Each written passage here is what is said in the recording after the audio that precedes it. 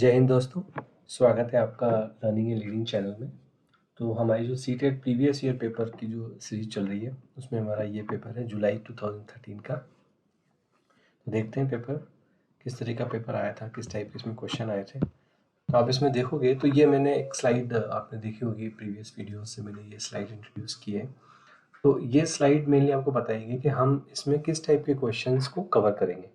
Mainly ये मैंने mainly इसलिए बनाई है ताकि हम ये देख सकें कि जो भी हम क्वेश्चन इसमें सॉल्व कर रहे हैं वो सिलेबस से किस तरीके से मैप है। ठीक है, तो हमको आइडिया लगेगा कि हमने क्या क्या टॉपिक्स हमारे इन क्वेश्चंस के थ्रू कवर कर लिए। ठीक है, चलो देखते हैं क्वेश्चन।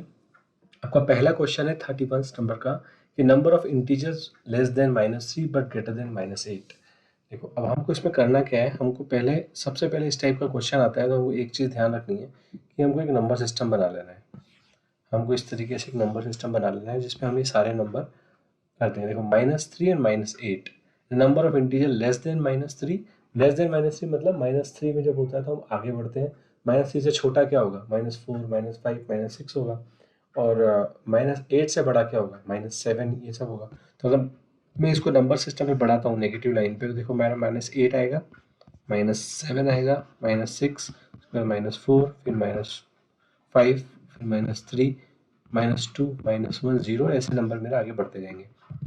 अब देखो, पूछा है कि इससे तो छोटा हो तो यानी कि इधर, इससे बड़ा हो यानी कि इधर। तो आप काउंट कर लो इसमें कितने नंबर आ रहे हैं।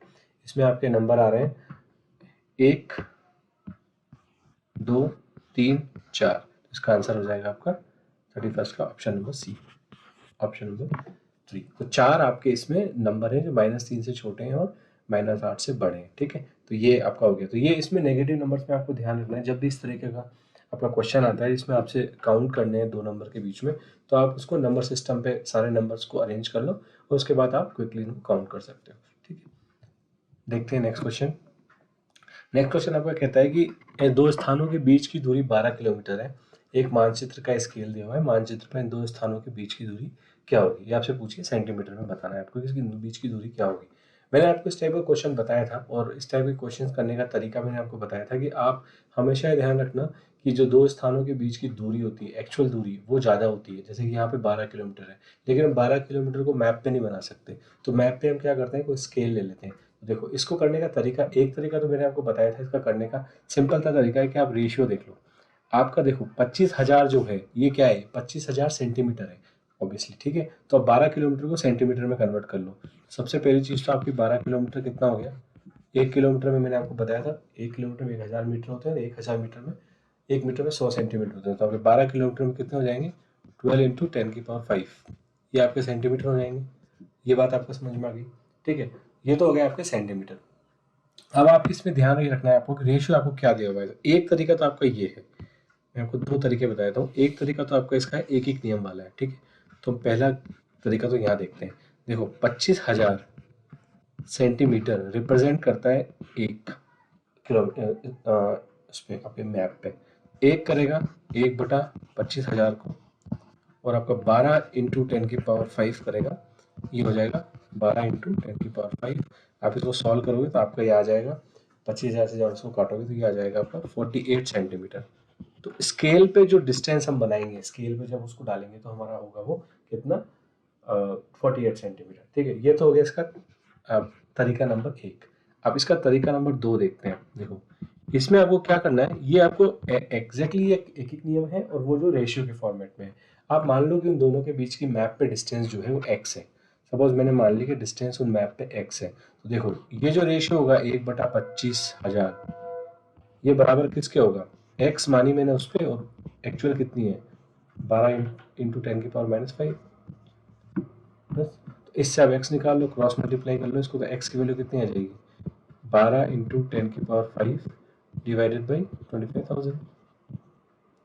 ये बात समझ में आ गया आपको। ये फास्ट से यहाँ से भी आंसर आ जाएगा आपका 48 सेंटीमीटर। ठीक, तो ये दोनों आंसर आपके सेम ही है, बस तरीका डिफरेंट है, आंसर आपका सेम ही आने वाला है। तो आपकी जो हमेशा मैप पे जो डिस्टेंस होती है वो छोटी होती है, एक्चुअल डिस्टेंस आपकी बड़ी होती है। ठीक है, तो आपको बस ये बात ध्यान रखनी है इसमें। देखते हैं नेक्स्ट क्वेश्चन। नेक्स्ट क्वेश्चन आपसे पूछा है कि रेसिप्रोकल ऑफ, ये दो रैशनल नंबर आपको दिए हुए हैं, रैशनल नंबर का आपसे रेसिप्रोकल पूछा है। ठीक है, जब भी आपको इस टाइप का क्वेश्चन आए, अगर अगर सिंपल क्वेश्चन है ये तो खैर, लेकिन हमने एक प्रीवियस वीडियो में देखा था कि मेनली वो क्वेश्चन कैसा था, उसमें पावर्स वगैरह दी हुई थी। तो मैंने पावर्स का आपको एक बता दिया था ऑलरेडी चीज़ कि आपकी जो ए की पावर m का रेसिप्रोकल होता है ए की पावर माइनस m, और ए की पावर माइनस m का रेसिप्रोकल होता है ए की पावर m। ये थोड़ा सा क्वेश्चन जब आता है तो थोड़ा सा ट्रिकी हो जाता है। ये तो क्वेश्चन हमारा इजी है, लेकिन आप ये हमेशा ध्यान रखें कि ये जो होता है रेसिप्रोकल में जब पावर ऊपर से नीचे या नीचे से ऊपर जाती है तो उनके साइन चेंज हो जाते हैं। ठीक है, ये तो सिंपल है। आप इसको अगर ऐसे कैसे सॉल्व भी कर लें, -3/8 इंटू -7/13 को आप सॉल्व भी कर लें, ये आ जाएगा 21/104, क्योंकि माइनस माइनस प्लस हो गया, 7 × 21, 13 × 104। अब इसका रेसिप्रोकल पूछा है तो आपको क्या करना है, ये चीज़ हमने पढ़ी थी कि किसी भी नंबर का रेसिप्रोकल उसका 1/a होता है। तो इसका रेसिप्रोकल कितना हो जाएगा, 1/21/104। तो ये आपको पता ही है कि इस तरीके की जब सिचुएशन आती है तो ये ऊपर आ जाता है, तो ये हो गया 104/21। तो आपका इसका आंसर हो जाएगा ऑप्शन नंबर 1। ठीक है, तो रेसिप्रोकल में बस आपको ये दो चीज़ें ध्यान में रखनी है, एक मैंने यहाँ पे बताई है और एक आपको ये चीज़ ध्यान रखनी है। बाकी आपका रेसिप्रोकल क्वेश्चन बहुत इजीली सॉल्व हो जाएगा। ठीक है, ये बात आपको समझ में आ गई होगी। चलो देखते हैं नेक्स्ट क्वेश्चन। नेक्स्ट क्वेश्चन आपसे पूछा है कि पॉलीहेड्रन है आपका, जिसमें वर्टिसेस और एजेस आपको दिए हुए हैं और आपको वर्टिसेस निकालने हैं। तो इसका तो मैंने आपको फॉर्मूला बताया था, बस आपको फॉर्मूला ध्यान रखना है, f + v - e = 2। ये इसका स्टैंडर्ड फॉर्मूला है। इसमें आपका ये होता है फेसेस, ये होता है वर्टिसेस, ये होता है एजेस। अब बस आप इसमें वैल्यू डाल दो। फेसेस आपको दे रखे हैं कितने, 12। वर्टिसेस आपसे पूछे हैं और एजेस आपको दे रखे हैं 30 = 2। तो जब इसमें सारे कॉन्स्टेंट्स को आप उधर ले जाओगे तो ये कितना हो जाएगा, ये हो जाएगा 30 - 12 + 2। तो ये आपका आंसर आ जाएगा। वर्टिसेस आपकी कितनी हो जाएंगी, इसकी वर्टिसेस हो जाएंगी आपकी 20। ठीक है, तो बस आपको ये ध्यान रखना है इसमें कि आपका जो ये पॉलीहेड्रन होता है उसके जो फेसेस, वर्टिसेस और एजेस का जो फॉर्मूला होता है वो होता है ये वाला, f + v - e = 2। ठीक है, चलो देखते हैं नेक्स्ट क्वेश्चन। आपका नेक्स्ट क्वेश्चन है, when half of a number is increase by 15 the result is 39, the sum of digits of the original number आपको निकालना है। तो आपको इसमें क्वेश्चन में दिया हुआ है, देखो आप अगर ध्यान से पढ़ोगे आपसे कहा है कि half of the number is increase by 15, यानी कि मेरा मान लो कोई नंबर है x, उसका हाफ मैं जब 15 से इंक्रीज करता हूँ तो मेरे को रिजल्ट 39 आता है। बस ये एक्चुअली आपका जो क्वेश्चन है वो इक्वेशन अरेंजिंग कैटेगरी का क्वेश्चन है, यानी कि आप एक इक्वेशन आपको अरेंज करनी है और एक बार अरेंज हो जाती है तो आपको इक्वेशन सॉल्व करनी है। अब बस आप इस इक्वेशन को सॉल्व कर लो। तो आपकी इस इक्वेशन को आप कैसे सॉल्व करोगे, आप एलसीएम ले लो। आपने एलसीएम लिया तो ये कितना आएगा, x + 30 = 2, इधर जाएगा तो ये हो जाएगा 78। तो ये आपकी x की वैल्यू कितनी आ गई, इससे x की वैल्यू आ जाएगी 78 - 30 विच इज नथिंग बट x की वैल्यू हो जाएगी आपकी 48। आपसे पूछा क्या है, आपसे पूछा है कि जो नंबर आएगा x, सम ऑफ डिजिट्स पूछी है कि इन दोनों की सम ऑफ डिजिट्स क्या होंगी। तो सम ऑफ डिजिट्स हो जाएंगी आपकी x = 4 + 8 which is nothing, x बराबर नहीं, आपका आंसर जो है, आपका आंसर हो जाएगा 4 + 8 विच इज नथिंग बट 12। तो इसका ऑप्शन हो जाएगा ऑप्शन नंबर 4। ठीक है, चलो देखते हैं क्वेश्चन नंबर 36 हमारा क्या कहता है। हमारा क्वेश्चन नंबर 36 कहता है कि इन ट्राइंगल PQT, आपका ये दिया हुआ है कि PQ PT के बराबर है, तो points R and S are on QT such that PR = PS and ये, तो हम इसको ट्राइंगल को बनाएंगे। पहले ट्राइंगल को बनाना पड़ेगा। देखो हम ट्राइंगल बना लेते हैं। हमारा ट्राइंगल है इस तरीके का, ठीक है, ये बोला है इसमें ट्राइंगल, ये है हमारा PQT, ये हमारा P हो गया, ये हमारा Q हो गया, तो ये हमारा T हो गया। ठीक है, अब इसको क्या कह रहा है, हमसे कह रहा है कि PQ है वो PT के बराबर है, यानी कि ये दोनों बराबर है। ठीक है, एक चीज़ तो हमारी ये होगी। एक कह रहा है कि the points R and S are on QT such a way that, तो R और S यहाँ पे दो पॉइंट्स हैं, यहाँ पे मेरा एक पॉइंट है R और यहाँ पे S पॉइंट है, जिसमें ऐसे बोल रहा है कि PR जो है ये PS के बराबर है। ठीक है, ये भी आ गया। इफ़ PTS is 62, PTS यानी कि ये वाला एंगल भी मेरा 62, ये वाला एंगल है मेरा 62 और RPS है 34, ये वाला एंगल दे रखा है मेरा 34। ठीक है, पूछा है कि मेजर ऑफ QPR, मेरे को एंगल कौन सा निकालना है इसमें, ये बड़ा वाला एंगल मुझे इसमें निकालना है। ठीक है, चलो अब मैंने आपको बताया था कि ट्राइंगल का जब भी क्वेश्चन आ जाए ना, आपको दो तीन चीजें दिमाग में रखनी है। एक तो आपको दिमाग में क्या रखना है, कॉन्ग्रुएंसी वाला पार्ट। एक आपको दिमाग में रखना है sum of all the three angle is equal to 180 degree. ठीक है, ये क्वेश्चन उस दो चीजों से आपका सॉल्व हो जाएगा। ठीक है, अब देखो इसमें क्या है, ये दोनों साइड्स अगर बराबर दी हुई है तो ये आपका एक तरीके से आइसोसेलेस ट्रायंगल हो गया। और आइसोसेलेस ट्रायंगल में क्या होता है, ये दोनों साइड बराबर है तो ये दोनों एंगल भी बराबर होते हैं। तो मेरा क्यू भी कितना हो गया, मेरा क्यू भी 62 हो गया। ठीक है, इससे आपको पता लग गया होगा मेरा क्यू 62 हो गया। अब देखो आप इसमें अगर देखोगे तो मेरा क्यू अगर 62 है और टी अगर 62 है तो मैं ये वाला एंगल निकाल सकता हूँ, क्यूपीटी एंगल निकाल सकता हूँ। ओके, अब मेरे से इसमें जो पूछा है ना वो एंगल इसमें से कौन सा पूछा है ये देख लेते हैं। मेरे ये वाला एंगल नहीं पूछा है इसमें से, एक्चुअली मेरे से पूछा गया है इसमें से ये वाला एंगल QPR, ये वाला एंगल मेरे से पूछा गया है, दिस इज बीन आस्क्ड। ठीक है, लेकिन मेरे अब इसमें से अगर मैं QPT को देखूं तो मेरा QPT एंगल निकल के आ जाएगा ये वाला एंगल। ये वाला एंगल कितना हो जाएगा, 180 माइनस 62 प्लस 62। ये बात आपको समझ में आ गई, क्योंकि ये क्या है, ये जो मेरा QPT ट्रायंगल है, ये QPT ट्रायंगल में मैं बना रहा हूँ ये वाला फॉर्मूला। ये है मेरा QPT ट्रायंगल। QPT ट्रायंगल में तीनों ट्रायंगल का सम, तीनों एंगल का सम मेरा 180 होना चाहिए। तो ये 62 है, ये 62 है, तो ये कितना हुआ 180 माइनस 62 प्लस 62। तो मेरा ये वाला एंगल आ गया आपका 180 माइनस 62 प्लस 62 को सॉल्व करूंगा तो ये वाला में एंगल आ जाएगा मेरा 56। ठीक है, ये मेरा क्या एंगल है, ये है मेरा एंगल QPT। ठीक है, ये आ गया आपकी बात समझ में। ठीक है, अब इसे पूछा क्या है, पूछा है मेरे से QPR। आप देखो मेरे को RPS एंगल दिया हुआ है, मेरे को RPS एंगल दिया हुआ है 34। अब इसमें मुझे करना क्या है, अब मुझे एक और चीज़ देखनी है कि देखो अब इस ट्राइंगल को देखते हैं। ये वाला जो आपका ट्राइंगल है, ये वाला, ये ट्राइंगल है, एक ये वाला ट्राइंगल है। अब आप देखोगे कि ये दोनों भी बराबर दिए हुए हैं। तो देखो ये दोनों बराबर दिए हैं तो ये वाला ट्राइंगल भी आइसोसेलेस हो गया कॉन्ग्रुएंसी से। तो इसका मतलब क्या हो जाएगा, ये दोनों एंगल, ये और ये वाले एंगल सेम होंगे। तो अगर ये सेम है तो मान लेता हूँ इनको x है, तो मेरा ये हो जाएगा, मान लो ये वाला एंगल मेरा x है और ये भी मान लो मेरा x है, तो मेरा हो जाएगा 2x प्लस 34 इक्वल टू 56। ये तो था क्योंकि पूरा बड़ा एंगल कितना था मेरा 56 था। ये मैंने मान लिया x, ये भी मान लिया मैंने x, क्योंकि दोनों सेम होंगे कॉन्ग्रुएंसी से। तो ये मेरे को बीच वाला 34 दिया हुआ है, तो x प्लस 34 इक्वल टू 56। आप इससे निकालोगे तो आपको 2x आ जाएगा कितना 22 और x आ जाएगा मेरा 11। तो मेरा जो x पूछा था वो कितना हो गया, मेरा 11 डिग्री एंगल हो गया, विच is nothing but option number first. ठीक, तो देखो इसमें मैंने केवल क्या यूज़ किया है, मैंने इसमें ये यूज़ किया है कि जो मेरा मेन कॉन्सेप्ट था वो इसमें वो ये था कि जो सम होता है तीनों ट्राइंगल के एंगल्स का वो 180 होता है। उसके बाद ये आप क्वेश्चन आपका इजी हो जाएगा। थोड़ा सा टफ क्वेश्चन था, लेकिन अगर आप कॉन्सेप्ट ध्यान रखोगे तो आपका क्वेश्चन इजीली सॉल्व हो जाएगा। ठीक है, चलो देखते हैं नेक्स्ट क्वेश्चन।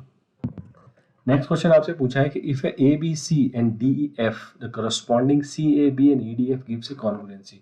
अब देखो इसमें मैंने कहा था ना, ये जो दे रखा है ना आपको, ये चीज इंपॉर्टेंट है। दो ट्राइंगल कॉन्ग्रुएंसी एक ऑर्डर से ही देंगे, तो आपको इसी ऑर्डर में इसको बनाना है। तो देखो मैं इसको अगर इसी ऑर्डर में बनाता हूँ तो मेरा ये ट्राइंगल तो बनेगा C A B which is nothing but C A B. तो मैं इसको कैसे बना रहा हूँ, इस डायरेक्शन में बना रहा हूँ, तो मैं उस वाले ट्राइंगल को भी इसी डायरेक्शन में बनाऊंगा। ई डी एफ, तो मैं इसको भी ई डी और एफ, ये मेरी डायरेक्शन मेरे को इंपॉर्टेंट रखनी है, इस डायरेक्शन से ये कॉन्ग्रुएंसी देता है। ठीक है, अब कॉन्ग्रुएंस के क्या क्या होते हैं, कॉन्ग्रुएंसी मेरी होती है, एक तो होता है मेरा S S side angle side या साइड साइड साइड, ये भी मेरा कॉन्ग्रुएंस होगा। तो अगर साइड एंगल साइड है तो ये दोनों साइड बराबर होंगी। ठीक है, अब पूछा क्या है मेरे से, पूछा ये है कि which of the following is not true, मतलब कौन सा इसमें ट्रू नहीं है। तो देखो इसमें बोला है ए सी इक्वल टू डी, यानी कि ए सी मेरा डी के बराबर है, ये तो हो सकता है, तो दोनों कॉन्ग्रुएंट है तो ये तो सही है।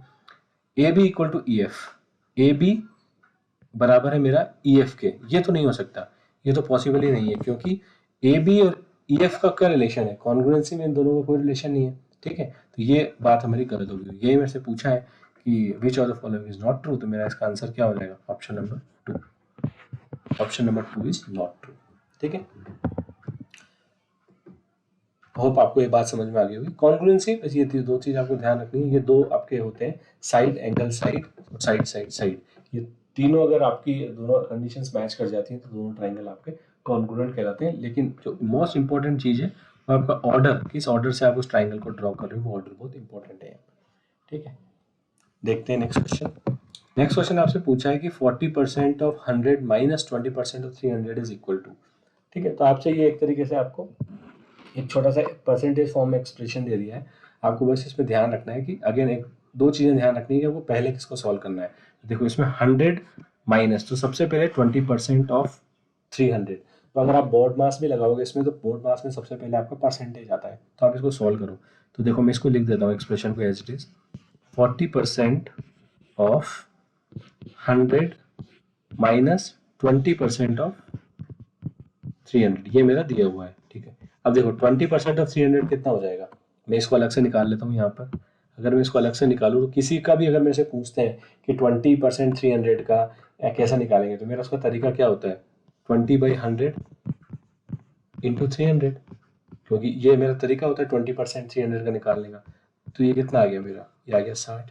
तो मेरा ये 60 हो गया ये। तो ये कितना हो जाएगा, ये एक्सप्रेशन हो जाएगा 100 minus 60 which is nothing but 40। तो यहाँ पे क्या था, यहाँ पे था मेरा 40% ऑफ 40। तो ये तो मेरा ये किसी का भी अगर मेरे को x% ऑफ ए नंबर निकालना है, उसका मेरा तरीका क्या होता है, वो percentage divided by 100 100 divided by 100 into that number. और नंबर कितना है 40। तो इसमें भी देखो 0 0 0 0 कितना आ गया 16। तो आपका इसका आंसर कितना हो जाएगा 16, विच is nothing but option number 1। तो ये बस एक्सप्रेशन को आपको किस ऑर्डर में सॉल्व करना है, बस ये चीज़ ध्यान रखनी है कि आपका अगर पूछा है 20% ऑफ 300, तो पहले आप उसको सॉल्व करेंगे, फिर हम इसको माइनस को सॉल्व करेंगे, फिर हम परसेंटेज को सॉल्व करेंगे। ठीक है, क्योंकि यहाँ पे ब्रैकेट आ जाता है। ठीक है, ब्रैकेट की प्रायोरिटी हमेशा हाईएस्ट होती है। ब्रैकेट को आप पहले सॉल्व करोगे, उसके बाद आप पहले परसेंटेज, फिर ब्रैकेट, फिर उसके बाद आपका फिर से परसेंटेज। ठीक है, तो ये इस तरीके से इसमें ये आपका रूल लगेगा और उस रूल से आप इसको सॉल्व कर सकते हो। ठीक है, तो ये आपको समझ में आ गया होगा। चलो देखते हैं नेक्स्ट। अब आपसे पूछा है कि HCF ऑफ 2 नंबर्स दिए हुए हैं और आपको एक नंबर दिया हुआ है और पूछा है कि दूसरा नंबर क्या है। तो आप इसमें एक कॉन्सेप्ट एक ध्यान रख लेना। ये कॉन्सेप्ट होता है जब आप दो नंबर का LCM और HCF निकालते हैं उन्हीं सेम नंबर का, तो ये उसका एक चीज़ होती है कि उन दोनों नंबर का जो LCM और HCF का जो मल्टीप्लिकेशन होता है, ठीक है, LCM और HCF का मल्टीप्लिकेशन वो प्रोडक्ट ऑफ दैट नंबर के बराबर होता है। प्रोडक्ट ऑफ दोज नंबर्स, जिस नंबर का आपने LCM और HCF निकाला है। बस आपको ये चीज़ ध्यान रखनी है कि LCM और HCF जो होता है, किन्हीं दो नंबर का, A और B दो नंबर है, आपने उनका LCM निकाला, फिर आपने उसका HCF निकाला, तो जब आप उन दोनों को मल्टीप्लाई करोगे तो वो उन दोनों प्रोडक्ट के बराबर होगा, यानी कि A B के बराबर होगा। बस अब ये चीज़ इसमें लगा देते हैं, यही वाली चीज़ मेरे को क्या दी हुई है, मेरे को HCF of 2 number and their LCM is 336। तो LCM दिया हुआ है मेरे को, सॉरी HCF दिया हुआ है 28 और मेरे को LCM दिया हुआ है 336। और मेरे को ये भी दिया हुआ है कि एक नंबर 112 है, एक नंबर मेरे को पता नहीं है क्या है, मानो कि वो x है। अब मेरा x निकालना है, इसमें x कितना हो जाएगा 28 इंटू 336 डिवाइडेड बाई 1/2। ये बस सिंपल सा फॉर्मूला है। आप इसको सॉल्व करोगे तो आपकी x की वैल्यू कितनी आ जाएगी 84। तो आपका ये 84 यानी कि आपका ऑप्शन नंबर 3 सही हो गया। तो आपका 84 और 112 ये दो ऐसे नंबर हैं जिनका आप अगर एलसीएम निकालो और एचसीएफ निकालो तो वो उनका मल्टीप्लिकेशन उन दोनों नंबर के मल्टीप्लिकेशन के ही बराबर होगा ऑलवेज। ठीक है, तो बस आपको इसमें जो ध्यान रखने वाली बात है वो ये है कि आपको ये पता होना चाहिए कि दो नंबर के लिए फॉर्मूला होता है। ठीक है, चलो देखते हैं नेक्स्ट क्वेश्चन। आपको एक इक्वेशन दी हुई है 2/3x equal to 0.6 and 0.02y equal to 1। Then आपको निकालना है x प्लस वाई माइनस 1। ठीक है, तो देखो इसको हम पहले सबसे पहले तो इसमें x और y की वैल्यू निकाल लेते हैं, फिर हम एक्सप्रेशन देखेंगे। तो यहाँ मैं निकालता हूँ x और y की वैल्यू। ठीक है, यहाँ मैं x और y की वैल्यू निकालता हूँ। देखो 2/3 इक्वल टू दिया हुआ है मुझे 2/3x इक्वल टू दिया हुआ है मेरा 0.6। ठीक है, इसको मैं सॉल्व करूँगा तो x की वैल्यू कितनी आ जाएगी, ये 3 इधर जाएगा तो ये हो जाएगा मेरा x कितना हो जाएगा मेरा 1.8। अगर मैं 6 को 3 से मल्टीप्लाई करूँ तो आएगा 18 और 18 को अगर मैं उसमें पॉइंट लगा दूँगा तो हो जाएगा 1.8 और ये मेरा 2 नीचे आ जाएगा यहाँ पर, तो ये मेरा कितना हो जाएगा 2। तो x वैल्यू कितनी आ गई मेरी 0.9। ठीक है, ये आ गया मेरा x। ठीक है, ऐसे ही मैं निकाल लेता हूँ y। मैं y निकालता हूँ तो मेरा y कितना हो जाएगा, ये है मेरा दिया हुआ है 0.02y इक्वल टू 1। तो देखो इसमें एक चीज़ है कि मैं अगर एक स्टेप थोड़ा सा आगे सोच लूँ कि मेरे को एक्चुअली निकालना क्या है, मेरे को निकालना क्या है, ये एक्सप्रेशन क्या है, x प्लस 1/y है एक्चुअली। तो मैं इसमें y की ना निकाल के 1/y की वैल्यू निकाल देता हूँ। तो मेरी 1/y की वैल्यू कितनी आ जाएगी, ये y इधर जाएगा तो मेरी 1/y की वैल्यू आ जाएगी 0.02। ये एज इट इज़ मैंने निकाल दी। इससे क्या होगा कि मैं इसको एज इट इज़ एक्सप्रेशन में यूज़ कर लूँगा। अगर मैं y निकालूंगा तो फिर मुझे 1/y एनीवे वहाँ निकालना पड़ेगा। देखो अब मैं इस क्वेश्चन को बस, अब मेरा पूछा क्या है, मेरे से पूछा है x प्लस वाई की पावर -1, जो मैंने आपको बताया था होता है क्या, x प्लस 1/y। तो x की वैल्यू है मेरी 0.9 प्लस वाई 1/y की वैल्यू कितनी है मेरी 0.02। तो ये मेरा कितना आ जाएगा इसका आंसर 1.1। ठीक है, 0.9 प्लस 0.02 मेरे को सॉल्व करूँगा। तो अब इसको आप ध्यान रखें सॉल्व करते वक्त आपको इसको कैसे करना है। मैंने आपको बताया था कि जब भी आपको डेसिमल नंबर सॉल्व करना है तो आप डेसिमल इस तरीके से लगा लें ताकि आपको उसमें दिक्कत नहीं आए। तो देखो यहाँ पे 0 लगा लें तो ये 2 9। नॉर्मली क्या होता है, ये मिस्टेक हमेशा होती है आपको, ये 0.9 प्लस 0.2, जैसे अगर मैंने भी जब एक बार एकदम बोला था तो 0.9 प्लस 0.2 1.1 बोल दिया था, लेकिन ये 0.2 नहीं है, ये 0.02 है। ठीक है, तो इसका जो आंसर आएगा वो आएगा 0.92। तो इसका ऑप्शन नंबर 1 आपका करेक्ट आंसर हो जाएगा। तो डेसिमल में ये चीज़ ध्यान रखनी होगी। देखो आपका इसमें 1.1 भी एक ऑप्शन है, क्योंकि ज़्यादातर लोग इसको हड़बड़ी में एग्जाम के प्रेशर में 1.1 लगा सकते हैं। ठीक है, तो ये आपको ध्यान रखना है कि यहाँ पे 0.02 है। तो हमेशा आप जब भी डेसिमल को ऐड करें ना, जो भी आपको 3 या 4 या 5 डेसिमल ऐड करने हैं, मैंने आपको तरीका बताया था कि हमेशा आप उसको वर्टिकली लिख के ऐड करें, और जितने ज़ीरो आपके ज़रूरत है वो ज़ीरो आप उन जगह पे लगा दें जो खाली है, उसके बाद आप उनको ऐड करें। ठीक है, तो ये आपको बात समझ में आ गई होगी। देखते हैं नेक्स्ट क्वेश्चन। नेक्स्ट क्वेश्चन आपका एक कुछ आपको रेशियो दिया हुआ है y equal to x-2 divide by x plus 1, जहाँ y 1 के बराबर नहीं है। ठीक है, आपको इक्वेशन दी हुई है, x की वैल्यू आपको निकालनी है। तो एक्चुअली आपको करना क्या है, आपको इसको बस सॉल्व करना है। ठीक है, हमने कई बार देखा है कि इस तरीके के एक्सप्रेशन को सॉल्व करने के लिए हमें क्या चीज़ की ज़रूरत पड़ती है, हमें इसको क्रॉस मल्टीप्लिकेशन करना है। ठीक है, क्रॉस मल्टीप्लिकेशन मतलब ये मेरा ऐसे मल्टीप्लाई होगा, ये मेरा ऐसे मल्टीप्लाई होगा। ठीक है, अब मैं इसको अगर ऐसे मल्टीप्लाई करता हूँ और यहाँ लिखता हूँ तो ये देखो क्या होगा, x प्लस 1 मेरा y से मल्टीप्लाई होगा, ये आएगा मेरा y इंटू एक्स प्लस 1। ठीक है, ये x प्लस 1 इधर चला गया, इक्वल टू 1 मेरा x-2 से मल्टीप्लाई होगा तो वो मेरा एज इट इज आ जाएगा x-2। ठीक है, ये स्टेप आप यहाँ पे लिख लो। ठीक है, ये इसको मैं 2 लिख देता हूँ, ये है मेरा 2। ठीक है, ये स्टेप आपने यहाँ पे लिख दी, सिंपल सी स्टेप है ये। और उसके बाद आपको क्या करना है, आपको अब करना क्या है कि आप इससे मल्टीप्लाई कर लो, इसको y को अंदर मल्टीप्लाई कर लो, तो ये आ जाएगा मेरा yx प्लस वाई, ये है मेरा x-2। अब मुझसे x की वैल्यू पूछिए। ठीक है, तो मैं क्या करूँगा, x की टर्म को एक तरफ ले जाऊँगा और कॉन्स्टेंट्स को एक तरफ ले जाऊँगा। ठीक है, मैं क्या करता हूँ, इस 2 को ले आता हूँ इधर और इस yx को ले जाता हूँ उधर। तो मैं इसको लिखूँगा कैसे, ये मेरा हो जाएगा, अगर मैं इसको यहाँ पे लिखूँ तो ये मेरा हो जाएगा, एक yx उधर गया तो ये हो जाएगा y प्लस 2, 2 इधर आया equal to x minus y x. अब इसमें से मैं कॉमन ले लूँ x, तो ये बचेगा मेरा 1 माइनस वाई इक्वल टू ये है मेरा y प्लस 2। तो आप इस इक्वेशन को देखो तो x की वैल्यू क्या आ जाएगी, y माइनस 1 नीचे चल जाएगा, तो x की वैल्यू आ जाएगी y plus 2 divided by 1 minus y. अब आप देख लो इसमें से कौन सा ऑप्शन है जो आपके उसको सेटिस्फाई कर रहा है, वही आपका आंसर हो जाएगा। तो वो है आपका ऑप्शन नंबर 1। ठीक है, इसका ऑप्शन नंबर 1 करेक्ट आंसर हो जाएगा। तो बस ये इक्वेशन सॉल्विंग में हमने ये चीज़ कई बार डिस्कस की है कि हमें क्या करना है, जिस टर्म से आपसे वैल्यू पूछिए उस की आप एक तरफ ले जाओ और बाकी कांस्टेंट या और दूसरी जो टर्म्स हैं, वेरिएबल टर्म्स, उनको आप एक तरफ लेके आ जाओ। ठीक है, चलो, होप ये आपको चीज़ समझ में आ गई होगी। और देखते हैं नेक्स्ट क्वेश्चन।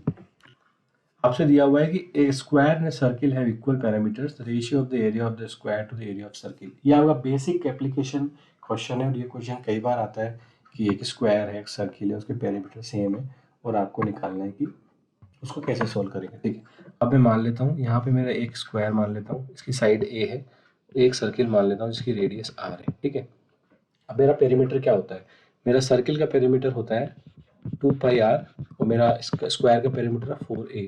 ठीक है, तो मेरा इससे एक चीज़ निकल के आती है, मेरी इससे रेशियो निकल के आ जाएगा किसका, क्योंकि मुझसे रेशियो ही पूछा है तो मैं रेशियो के फॉर्म में काम करता हूँ। तो मैं सिर्फ 2 से यहाँ पे इसको काट देता हूँ। तो मेरा ये यहाँ पे किस किस का रेशियो पूछा है, रेशियो पूछा है स्क्वायर का सर्किल से, तो मैं a/r निकाल देता हूँ यहाँ पे, क्योंकि मेरे स्क्वायर पूछा है तो मुझे स्क्वायर ऊपर रखना है। a/r की वैल्यू कितनी हो जाएगी, π/1। ठीक है, ये चीज़ मेरी यहाँ से निकल के आ गई। ठीक है, अब आप बात करो कि मेरी यहाँ से ये 2, तो मेरा सॉरी ये 2 भी आ जाएगा, π/2 आ जाएगा एक्चुअली ये। ठीक है, ये आ गया मेरा a/r की वैल्यू। अब मेरा एरिया क्या होता है, मेरा एरिया होता है, ये होता है मेरा a² एरिया, अगर मैं एरिया ऑफ स्क्वायर लिखूं तो, और एरिया ऑफ सर्किल क्या होता है, एरिया ऑफ सर्किल होता है πr²। ठीक है, मेरे से पूछा क्या है, मेरे से पूछा है एरिया ऑफ स्क्वायर, यानी area of square divided by area of circle, ये पूछा है। तो ये कितना हो जाएगा, a² डिवाइडेड बाई πr²। ये बात आपको समझ में आ गई होगी। तो अब देखो यहाँ से मैं लिख सकता हूँ इसको 1/π, तो मेरा ऐसे कैसे लिख दिया, मैं इसको लिख सकता हूँ a/r का होल स्क्वायर, a²/r² को a/r का होल स्क्वायर लिख सकता हूँ मैं, इसमें तो कोई दिक्कत नहीं है। तो देखो ये कितना हो जाएगा, इसको मैं अगर सॉल्व करूँ यहाँ पे तो ये हो जाएगा 1/π इंटू a/r की वैल्यू मैं यहाँ से डाल देता हूँ, मैंने यहाँ से निकाली थी a/r की वैल्यू, मैं इसको एज इट इज डाल दूँ तो ये हो जाएगा मेरा π/2 का whole square, which is nothing but π²/4। तो यहाँ से पाई से पाई कट गया, मेरा इसका रेशियो आ जाएगा π/4। तो मेरा जो area of square versus area of circle है, इसका रेशियो आ गया मेरा π/4, which is my option number 4। ठीक है, तो बस आपको इसमें ध्यान क्या रखना है, ध्यान इतनी सी चीज़ रखनी है कि आपसे 2 मिस्टेक्स में हो सकती हैं। एक तो ये आप ध्यान रखो कि मेरे से किस का रेशियो पूछा है, क्योंकि नॉर्मली हम क्या करते हैं, रेशियो निकाल देते हैं हम, जैसे इसका π/4 आया तो आप इसका 4/π निकाल दोगे, क्योंकि आप सर्किल वर्सेस स्क्वायर का रेशियो निकाल दोगे, जबकि पूछा क्या है, स्क्वायर वर्सेस सर्किल का पूछा है। तो ये ध्यान रखो कि क्या ऊपर लेना है, क्या न्यूमरेटर में लेना है, क्या डिनोमिनेटर लेना है, वो चीज़ आपको इसमें ध्यान रखनी है। ठीक है, चलो देखते हैं नेक्स्ट क्वेश्चन क्या कहता है। नेक्स्ट क्वेश्चन कहता है हमारा कि ABCD एक स्क्वायर है, ABCD मेरा एक स्क्वायर है, जहाँ AB बराबर है मेरा x + 16 सेंटीमीटर के, और BC बराबर है मेरा 3x सेंटीमीटर के। देखो एक जो स्क्वायर होता है, स्क्वायर में मेरे को पता होता है कि जो मेरी भुजाएं होंगी चारों बराबर होंगी। तो अगर मेरे को 2 भुजाएं दे रखी हैं तो, और उनकी एक्सप्रेशन के में दे रखा है, एक x + 16 दे रखी है और एक 3x दे रखी है, तो वर्ग में तो चारों भुजाएं बराबर होती हैं, यानी कि दोनों बराबर हैं। तो देखो आप इसको सॉल्व कर लो इक्वेशन, तो इससे x निकल के आ जाएगा। आप x को ले जाओ इधर और 16 को ऐसे छोड़ दो, ये हो जाएगा 2x बराबर 16। x बराबर कितना हो जाएगा 8। तो मेरी x की वैल्यू आ गई। x की वैल्यू से क्या निकला, मेरी भुजा की वैल्यू क्या थी, 3x थी। या तो ये लिख लो या ये लिख लो, कोई भी ले लो, मैं ये ले लेता हूँ। तो अगर x की वैल्यू डाल दो तो मेरी साइड की लेंथ कितनी आ जाएगी, साइड आ जाएगी 24, विच इज नथिंग बट 8 × 3। मैंने क्या किया, 8x की वैल्यू यहाँ डाल दी, तो 8 × 3 कितना हो गया, 24 हो गया। मैं साइड की वैल्यू आ गई। अब मुझसे क्या पूछा है, पेरीमीटर पूछा है कि इसका पेरीमीटर कितना होगा। अब पेरीमीटर का तरीका क्या होता है, पेरीमीटर का तरीका ये होता है कि मेरा जो स्क्वायर का पेरीमीटर होता है वो होता है 4 × साइड।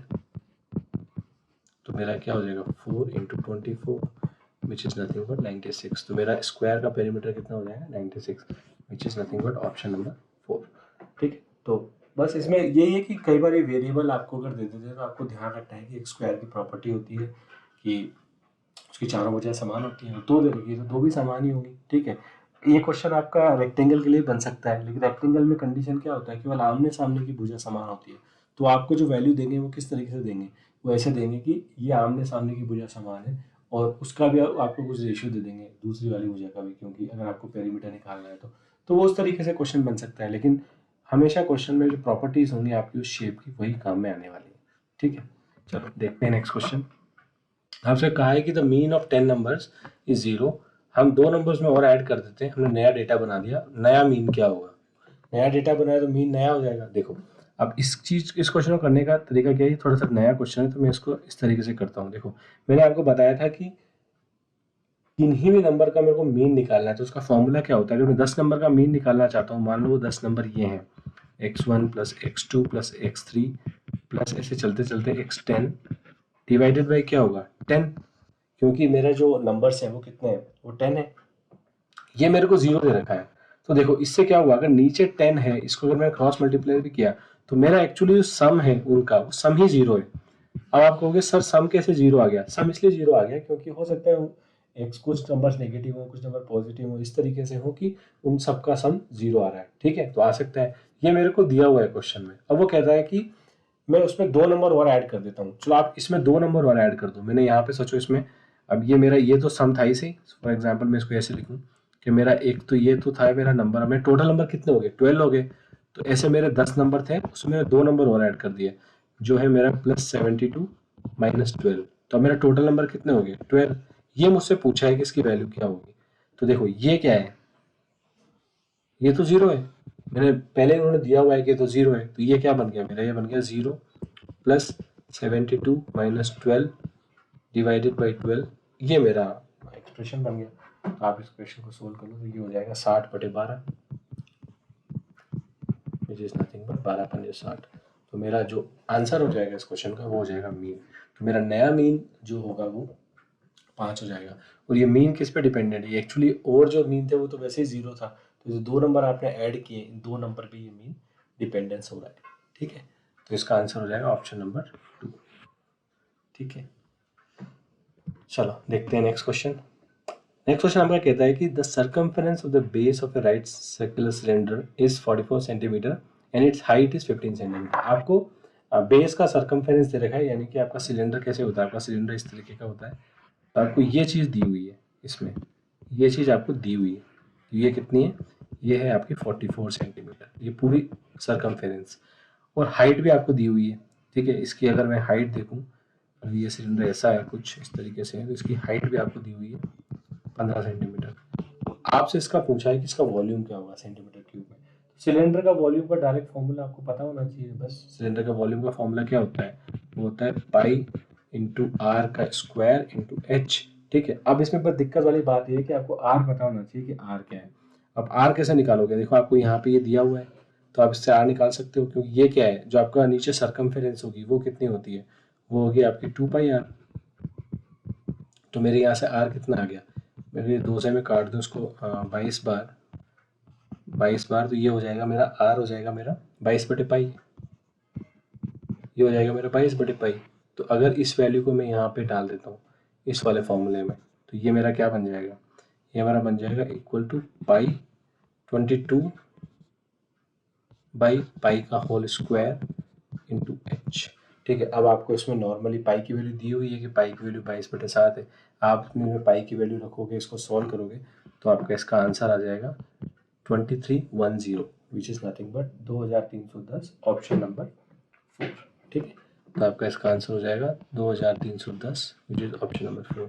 आप इसको सॉल्व कर लेना। सॉल्व करने का तरीका बिल्कुल सिंपल है कि आप आर की वैल्यू इसमें डालो, आर की पाई की वैल्यू रखो 22/7, तो ये हो जाएगा 22/7, ऊपर से 22 से 22 कट जाएगा, 7 का स्क्वायर हो जाएगा।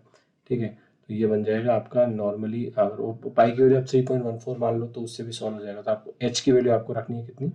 15। तो जब आप इसको एच की वैल्यू यहाँ पे 15 रखोगे तो आपका आंसर आ जाएगा 2310। ये इसमें समझने का कुछ भी नहीं है फ्रेंड्स, फॉर्मूले का क्वेश्चन है, आपको फॉर्मूला पता होना चाहिए πr²h। ठीक है, चलो नेक्स्ट क्वेश्चन देखते हैं। नेक्स्ट क्वेश्चन आपका दिया हुआ है p इक्वल टू ये है, q इक्वल टू ये है, तो आपको बताना है कि p² - q² की वैल्यू क्या होगी। देखो इस टाइप के क्वेश्चन में फ्रेंड्स, अगर आपको इतना बड़ा कुछ नंबर आ जाए तो एक तो आप ये ध्यान रखो कि इस बड़े नंबर को किसी छोटे लेटर से या किसी से रिप्लेस कर लो, ताकि आपको क्या है ना, उसमें दिक्कत नहीं आएगी। तो देखो एक स्टेप तो इसकी जो क्वेश्चन की वो ये है कि मैं 2000 को मान लेता हूँ। मेरा इस वाले क्वेश्चन में जो 2000 है, मैं इसको मान लेता हूँ ए। मैंने ए मान लिया इसको 2000 को। ठीक है, जब बाद में आएगा तो मैं इसको सॉल्व कर लूँगा। तो मेरी अब इक्वेशन क्या बन गई? मेरा पी बन गया 3, सॉरी ये एक्स नहीं, ये है आपका 3 की पावर ए प्लस 3 की पावर माइनस ए। ठीक है, मेरा क्यू क्या बन गया? मेरा क्यू इससे बन जाएगा 3 की पावर ए माइनस 3 की पावर माइनस ए। ठीक है, ये मैंने टर्म बना ली अपनी सिंपल। अब इस क्वेश्चन को सोल्व करते हैं। देखो क्वेश्चन में पूछा आपसे p² - q²। मैंने आपको बताया था कि इस टाइप का जो फॉर्मेट होता है a² - b², इसके फैक्टर क्या होते हैं? इसके फैक्टर होते हैं आप a - b plus a plus b। तो इसके फैक्टर कितने हो जाएंगे? p - q into p plus q। देखो आप इसमें आप p की वैल्यू डाल दो 3 की पावर a प्लस 3 की पावर माइनस a। इस फॉर्मेट में आप p की वैल्यू डाल दो। ठीक है, तो आपने इसमें p की वैल्यू डाली। p की वैल्यू कितनी है? 3 की पावर a। आपने लिखा है यहाँ पे इक्वल्स टू 3 की power a minus p minus q हमने पहले लिखा है ना, तो ये हो जाएगा -3 की पावर माइनस a। ये तो एक टर्म बनेगी आपकी 3 की पावर,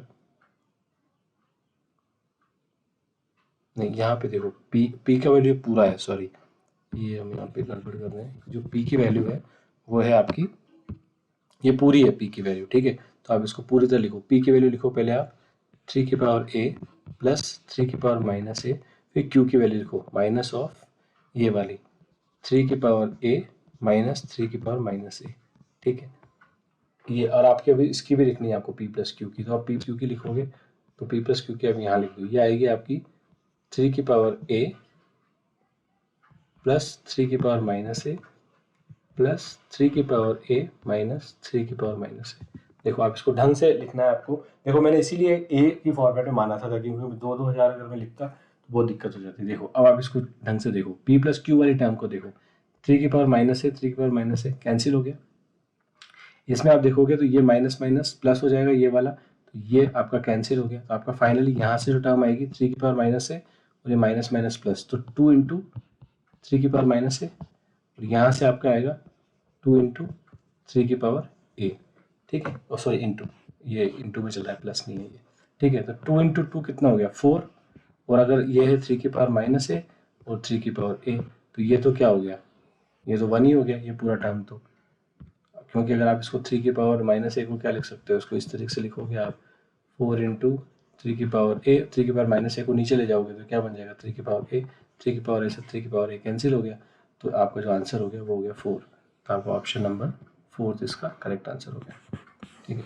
तो अब देखो इसमें 2000 की तो जरूरत ही नहीं पड़ी मुझे, जो मैंने 2000 माना था उसकी तो मुझे कोई ज़रूरत ही नहीं पड़ी। बस आपको ये टर्म ढंग से लिखनी है यहाँ पे। देखो ये टर्म आपको ढंग से लिखनी है कि मैंने किस तरीके से टर्म्स लिखी हैं और ये टर्म्स में किस तरीके से उनको मैंने कैंसिल किया। अगर आपने टर्म्स ढंग से लिख ली यहाँ पे तो आपको फिर कोई दिक्कत नहीं आने वाली है, क्योंकि टर्म्स क्या है इस तरीके से अरेंज है कि ये आपकी कट जाएंगी, ठीक है। चलो देखते हैं नेक्स्ट क्वेश्चन। नेक्स्ट क्वेश्चन है आपका, square of 9 is divided by cube root of 125। ये तो बहुत ही सिंपल सा क्वेश्चन है, आपको दिया हुआ है क्वेश्चन में कि स्क्वायर ऑफ 9, स्क्वायर ऑफ 9 कितना होता है, आपको होता है 81, और आपसे पूछा है कि divided by the cube of 125, यानी कि क्यूब रूट ऑफ 125। 125 का क्यूब रूट कितना होता है, 5 की पावर क्यूब लिख सकता हूँ उसको मैं, ये क्या होगा कैंसिल हो जाएगा और ये हो जाएगा 5। अब मेरे से पूछा क्या है, मेरे से पूछा है कि 81 जब 5 से डिवाइड होता है तो रिमाइंडर कितना आएगा, तो 5 से 16 बार कटेगा, 16 पंजे 80, तो रिमाइंडर कितना आएगा, रिमाइंडर आ जाएगा मेरा 1, ठीक है। यही तो मेरे से पूछा है, तो रिमाइंडर हो गया इसका 1, विच is nothing but option number first, ठीक है। चलो देखते हैं नेक्स्ट क्वेश्चन क्या कहता है। हमारा नेक्स्ट क्वेश्चन है वैल्यू ऑफ रूट ए 1684 है, आपको रूट दिए हुए। मैंने आपको इसका एक ट्रिक बताई थी कि जब भी इस तरह का आ जाए, ये तो क्या आगे छोटा क्वेश्चन है, तो आप सबसे पहले लास्ट से स्टार्ट करो, जो आपका लास्ट वाला रूट है आप उससे स्टार्ट करो। देखो अगर आप इसको लास्ट वाले रूट से करोगे तो आपका कितना ईजी हो जाएगा। देखो ये 4 का रूट कितना होगा 2, तो ये कितना बन जाएगा आपका अंदर 8 इंटू 2, मेरा 16 तो ऐसे कैसे है ही सही यहाँ पे।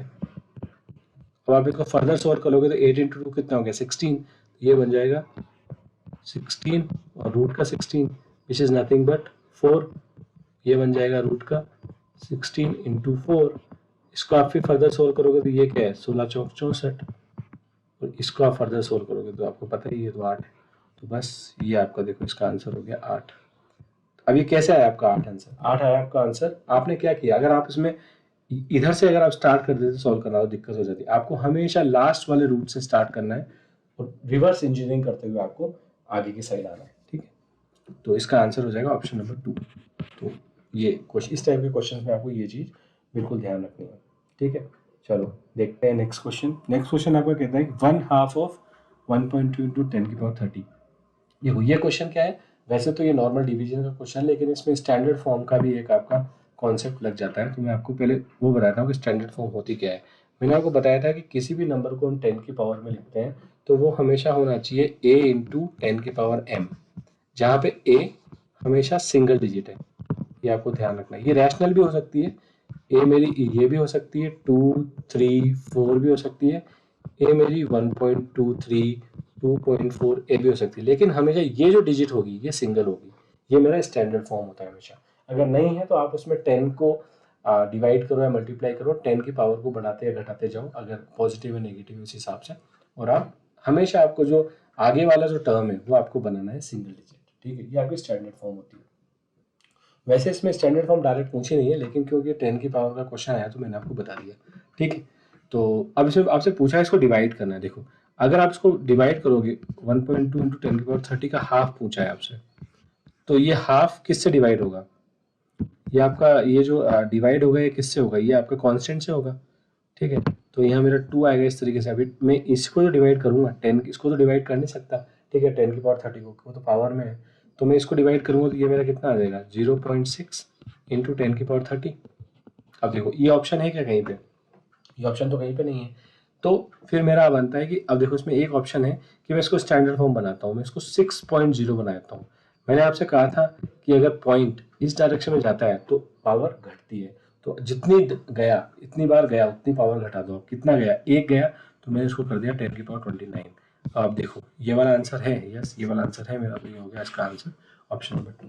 तो इसमें आपको ध्यान क्या रखना है? 2 चीज़ें ध्यान रखनी है। एक तो आपको ध्यान रखनी है ये स्टैंडर्ड फॉर्म, एक आपको ध्यान रखनी है कि अगर मेरा जो डॉट होता है, मैं एग्जाम्पल के तौर पर बता देता हूँ, जैसे मेरा 1.234 इंटू 10 की पावर 6, तो जब मेरी डॉट इस डायरेक्शन में जाएगी, राइट डायरेक्शन में जाएगी, तो मेरी पावर कम होती जाएगी।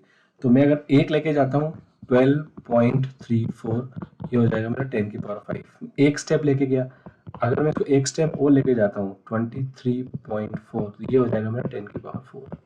ठीक है, ये मैं राइट में जा रहा हूँ। तब अगर मैं इसी को लेफ्ट में लेके जाता हूँ, सपोज मैं और लेफ्ट में लेके जाता हूँ, जैसे मेरा एग्जांपल है, यहाँ पे लेता हूँ मैं एक एग्जांपल इसके लिए। सपोज मेरा एग्जांपल है 512.3 इक्वल इंटू 10 की पावर 5, ये मेरा एग्जांपल। अब मैं डॉट को इधर लेके जा रहा हूँ, तो मैंने इसको लिखा 51.2 इंटू 10 की पावर 3, सॉरी 51.23, तो इंटू 10 की पावर कितनी आएगी? देखो, अब पहले 5 थी, अब आपका एक किधर जा रहा है? लेफ्ट में जा रहा है डॉट, लेफ्ट में जा रहा है मतलब 10 की पावर घटेगी, तो ये कितना हो जाएगा? 10 की पावर 4। समझ में आ गया आपको बात? ठीक है, आप और एक लेके जाता हूँ मैं, और एक लेके जाऊंगा तो ये बनेगा 5.123, एक 10 की पावर और बढ़ जाएगी, तो ये हो जाएगा 10 की पावर 3। ठीक है, तो ये मेरा जो नंबर था, ये मेरा नंबर सेम है। ठीक है, मैंने इसमें किया क्या है? बस मैंने इसमें इस तरीके से इसको कर दिया। तो आपको ये ध्यान रखना है कि ये जो चीज़ होती है आपकी, ये चीज़ आपको बहुत विशेष ध्यान रखनी है। ठीक है, तो जब भी मेरा डॉट है, वो डॉट अगर मेरा राइट में जा रहा है तो क्या हो रहा है मेरा? एक्चुअली अगर मैं उसको कॉन्सेप्चुअली समझूँ तो मेरा हो क्या रहा है? अगर मैंने डॉट को जब मैं 1 लेके गया तो मैंने क्या किया? इसको 10 से मल्टीप्लाई कर दिया। ठीक है, 10 से मल्टीप्लाई किया है इस वाले नंबर को, तो 10 से डिवाइड भी करना पड़ेगा। तो जो मल्टीप्लाई किया वो तो इसमें चला गया, और जो डिवाइड किया वो मेरा 10 की पावर में चला गया। तो 10 की पावर 10 कट गई, एक में 10 की पावर बच गई। ऐसे अगर आप इसमें देखोगे तो ये क्या था? 512.3 इंटू 10 की पावर 5 था।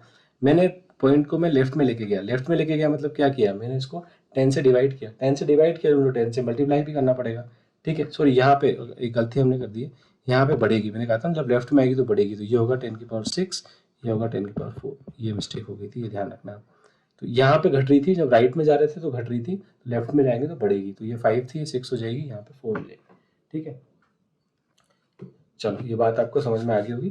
तो ये आप ध्यान रखना, स्टैंडर्ड फॉर्म का क्वेश्चन आता है हमेशा, और ये क्वेश्चन आपसे गलत कभी नहीं होगा अगर आप ये चीज़ ध्यान में रखोगे। ठीक है, चलो हमारा लास्ट क्वेश्चन है। हमारा last question standard ascending descending का क्वेश्चन है। ये क्वेश्चन तो हम कई बार कर चुके हैं, और मैंने आपको बताया कि जब भी इस तरह का क्वेश्चन आता है तो आपके दिमाग में जो सबसे पहली चीज़ आनी चाहिए वो आनी चाहिए एलसीएम। नीचे जो नंबर है उनका एलसीएम। अब आप इनका एलसीएम लोगे तो देखोगे तो काफ़ी ईजी नंबर है, इनका एलसीएम 30 आ जाएगा।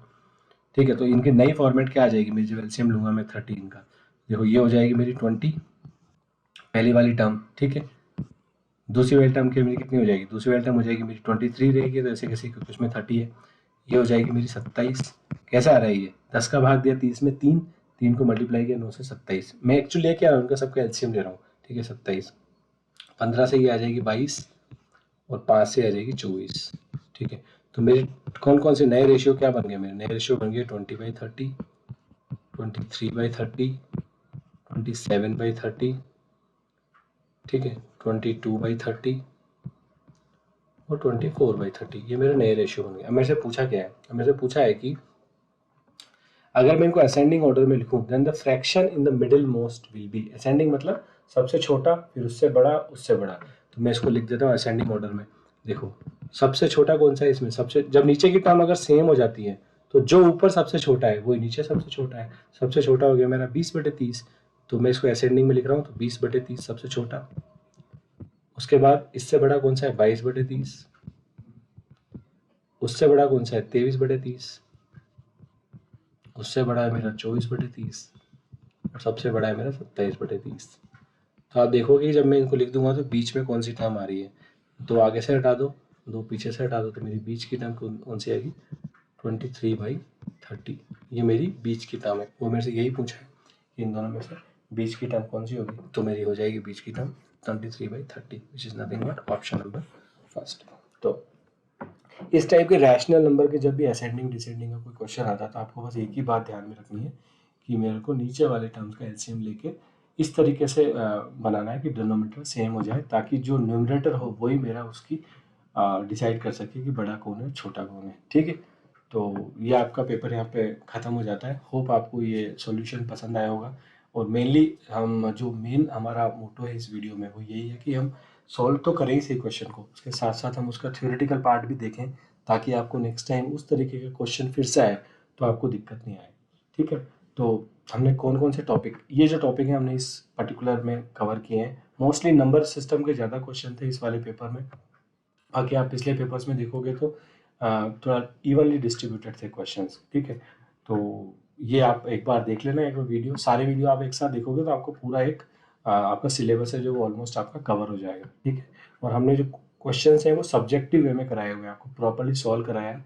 डायरेक्ट आपको ट्रिक्स भी बताई हैं, लेकिन मैंने ज़्यादातर ध्यान उस पर दिया है कि आप उन क्वेश्चंस को पूरा ढंग से समझो कि उसका बेसिक कॉन्सेप्ट क्या है क्वेश्चन करने का, और फिर हम उसको डेफिनेटली ट्रिक के माध्यम से या शॉर्टकट के माध्यम से तो आंसर तो निकालना है। मेन पर्पस तो हमारा उस पेपर को सॉल्व करना है, उस पेपर में हम क्विक टाइम में आंसर निकाल सके। ठीक है, तो होप आपको ये वीडियो पसंद आया होगा। अगर आपको ये चीज़ अच्छी लगी हो तो इसको जितना ज़्यादा हो सके लोगों से शेयर करें, चैनल को सब्सक्राइब और लाइक करना ना भूलें, बेल आइकन जरूर दबा दें ताकि कल से अगर कोई वीडियो आता है नया तो आपको ईजी नोटिफिकेशन आ जाए। ठीक है, तो अब इस वीडियो को हम यहाँ पे ख़त्म करते हैं, मिलते हैं नेक्स्ट वीडियो पे। अलविदा, बाय बाय, शब्बा खैर।